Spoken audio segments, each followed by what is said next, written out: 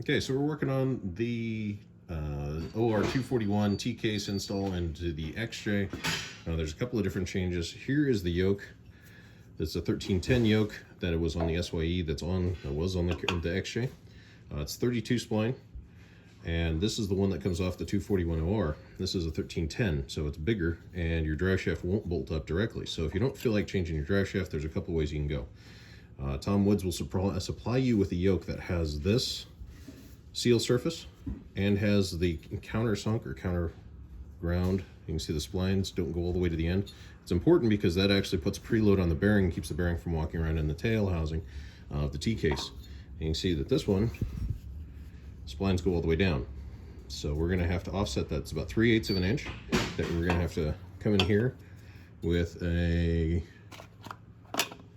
burr, and we're going to drop that in and round or flatten those out so it will come and press on the seals. To change that over to our 32 spline that came out of our SYE, if you have them, this is the seal number that you're going to need. Tom Woods was kind enough to tell me what seal it was.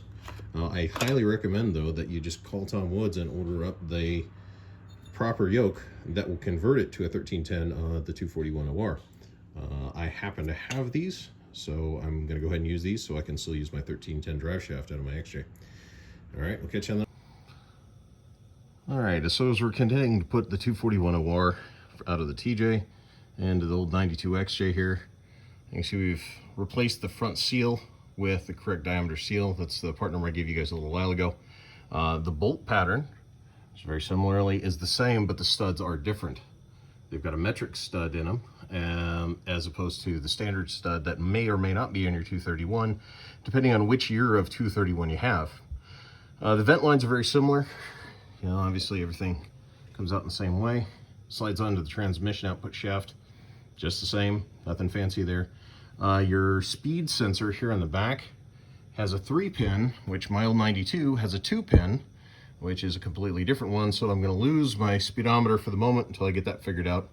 We'll roll through that one here in a little later date. You're going to have to change your arm. See if I can do this. Hang in there. All right, so as we're continuing to put the 241or out of the TJ into the old 92 XJ here, you can see we've replaced the front seal with the correct diameter seal. That's the part number I gave you guys a little while ago. The bolt pattern, which very similarly is the same, but the studs are different. They've got a metric stud in them, as opposed to the standard stud that may or may not be in your 231, depending on which year of 231 you have. The vent lines are very similar. You know, obviously everything comes out in the same way. Slides onto the transmission output shaft, just the same, nothing fancy there. Your speed sensor here on the back has a 3-pin, which my old 92 has a 2-pin, which is a completely different one. So I'm going to lose my speedometer for the moment until I get that figured out. We'll roll through that one here in a little later date. You're going to have to change your arm. See if I can do this. Hang in there. Sorry, I had to stick the magnet light up there. So this arm here is, as you can see, this is 2-wheel drive. That's 2-wheel drive as far as the shifter goes, and it's a little short. So we're going to have to steal the longer arm off the old 231 to make that work, to give us enough room in here that's actually going to function properly. Now, so if you look at the 231, the shifter arm is pointed down, but forward is 2-wheel drive, just the same as your other one. So you got two, oops, missed it. Well, you get the idea. 4 low is all the way back. Same thing on your 231, but it's upside down. It's reversed.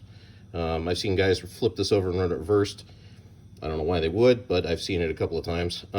So basically what we're going to do is we're going to take this longer arm off and swap that on, and it should work out okay. And we're going to go from there.